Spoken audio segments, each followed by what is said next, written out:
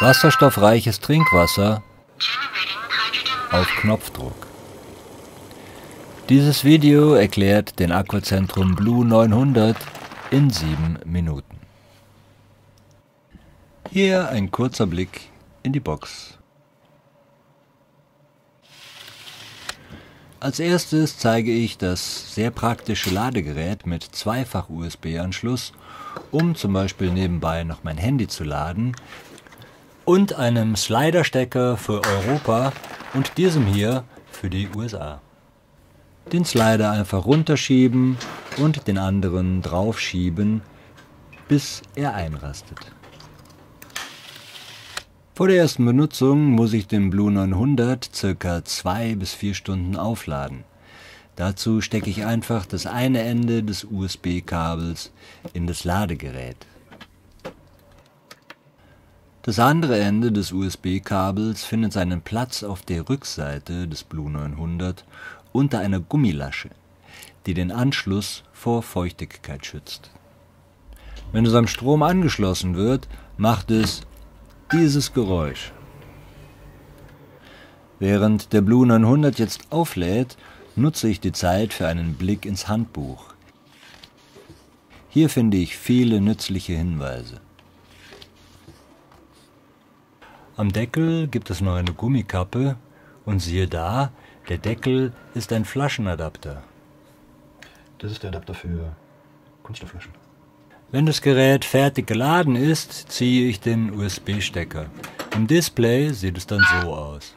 Die Gummiabdeckung zum Schutz vor Wasser reindrücken. Auseinandernehmen und reinigen vor der ersten Inbetriebnahme. Hier sieht man eine Feuchthaltekappe, die man immer, wenn man das Gerät nicht benutzt oder auf Reisen ist, wieder hier hineinsteckt. Diese verhindert das Austrocknen der Elektrolysezelle.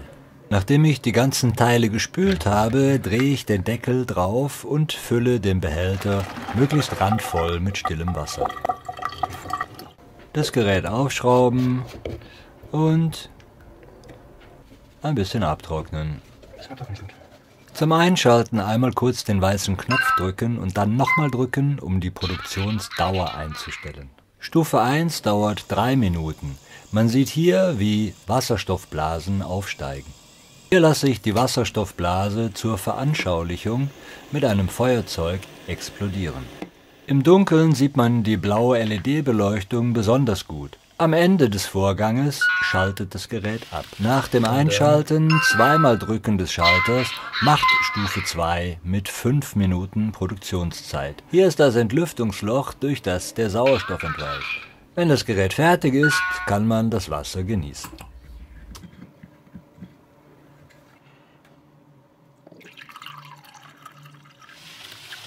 Jetzt zeige ich noch die Benutzung von Kunststoffflaschen mit dem Adapter. Deckel der Kunststoffflasche abschrauben und den Flaschenadapter darauf schrauben. Die Flasche bis zum Rand mit gefiltertem Wasser befüllen.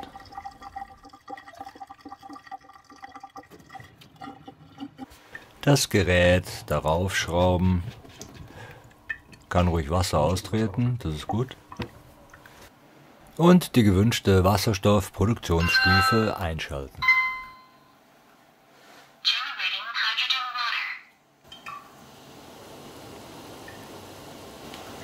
Ich zeige das jetzt hier nur ganz kurz, das Prinzip habe ich ja vorhin schon erklärt.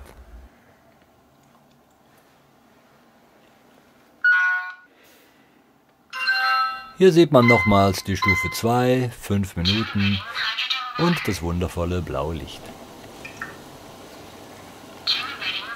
So kann ich mir auch 2 oder 3 Flaschen für den Tag abfüllen und diese dann später trinken. Es funktionieren nur Kunststoffflaschen mit einem kleinen Gewinde. Zum Einstellen der Lautstärke. Nach dem Einschalten des Gerätes den Schalter 3 Sekunden lang gedrückt halten. Jetzt blinkt das Lautsprechersymbol und durch Drücken des Schalters kann ich die Lautstärke so einstellen, dass es mir angenehm ist. Das Speichern der Einstellung erfolgt automatisch, wenn man nichts mehr macht. Zur Spracheinstellung. Das Gerät einschalten und dann den Schalter 10 Sekunden lang gedrückt halten. Die grüne Batterieanzeige blinkt dann. Durch Drücken des Schalters die gewünschte Sprache einstellen.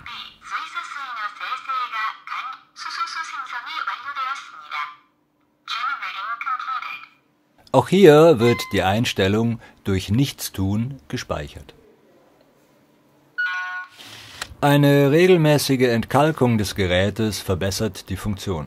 Zum Entkalken bitte etwas warmes Wasser in den Behälter geben und diesen auf den Deckel stellen. Dann etwas Zitronensäurepulver hinzugeben. Mehr wirkt hierbei schneller. Die Elektrolyseeinheit darauf schrauben und das Ganze ein wenig schütteln, damit sich die Zitronensäure besser auflöst. Das lasse ich nun 1 Stunde lang stehen und wenn ich ab und zu mal schüttele, geht der Vorgang noch besser. Am Ende schütte ich die Zitronensäurelösung weg und spüle das Gerät mehrfach mit klarem Wasser.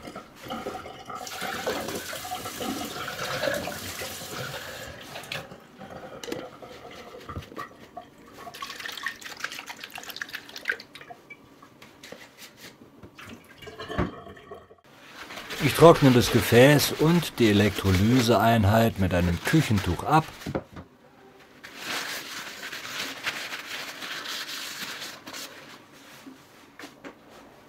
Und mache bis zur nächsten Benutzung die Feuchthaltekappe wieder drauf.